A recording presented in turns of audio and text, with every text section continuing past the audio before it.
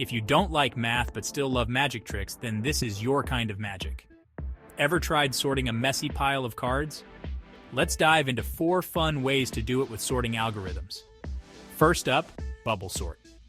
Imagine blowing bubbles in your drink. The biggest bubble floats to the top, right? That's how bubble sort works. Compare each pair and swap them until the biggest one bubbles up to the end. Next, insertion sort.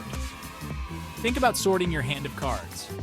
Start with the first card, then insert the next one in the right spot, and so on. Simple and effective. Now merge sort. This one's like a jigsaw puzzle. Break everything into tiny pieces, sort each piece, then merge them back together. Super organized, right? Finally, selection sort. It's like picking teams for a game. Find the smallest player, put them in the front and repeat. Easy peasy. So next time you need to sort something, you've got 4 tricks up your sleeve. Happy sorting!